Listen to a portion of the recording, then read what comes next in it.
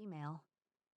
I'm tough for my size and can probably hold my own in most cases, but I'm too comfortable right now to be on a rooftop alone with a strange man in the middle of the night.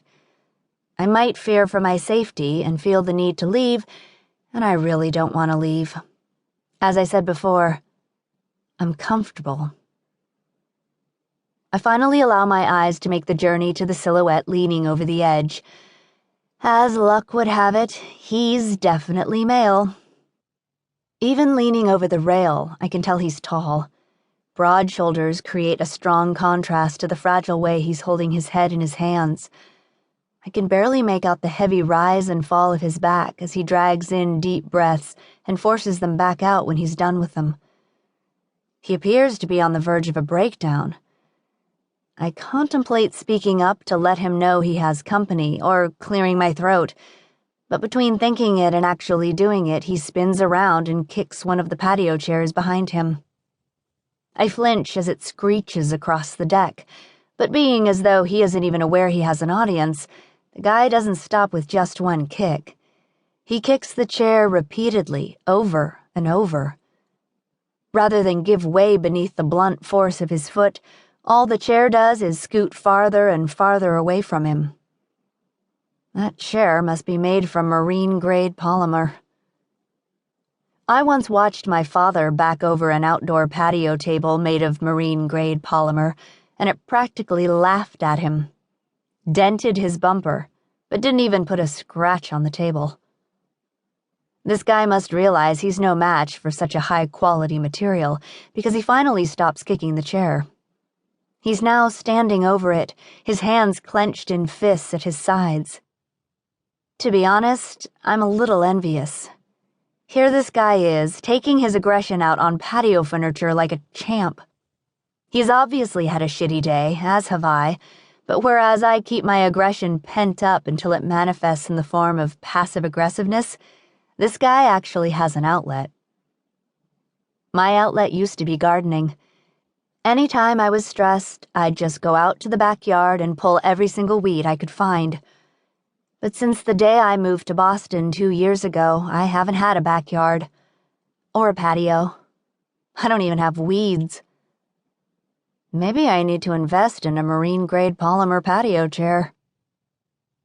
I stare at the guy a moment longer, wondering if he's ever going to move. He's just standing there, staring down at the chair. His hands aren't in fists anymore. They're resting on his hips, and I notice for the first time how his shirt doesn't fit him very well around his biceps.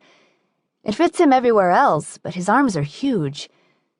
He begins fishing around in his pockets until he finds what he's looking for and, in what I'm sure is probably an effort to release even more of his aggression, he lights up a joint.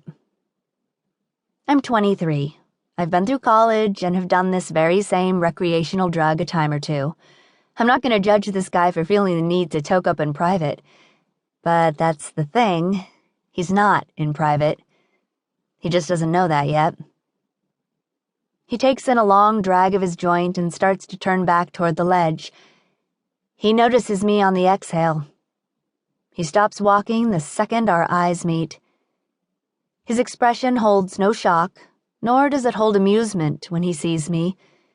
He's about 10 feet away, but there's enough light from the stars that I can see his eyes as they slowly drag over my body without revealing a single thought. This guy holds his cards well. His gaze is narrow and his mouth is drawn tight, like a male version of the Mona Lisa. "What's your name?" he asks. I feel his voice in my stomach. That's not good. Voices should stop at the ears, but sometimes, not very often at all, actually, a voice will penetrate past my ears and reverberate straight down through my body. He has one of those voices, deep, confident, and a little bit like butter. When I don't answer him, he brings the joint back to his mouth and takes another hit. "Lily," I finally say. I hate my voice. It sounds too weak to even reach his ears from here, much less reverberate inside his body. He lifts his chin a little and nudges his head toward me. "Will you please get down from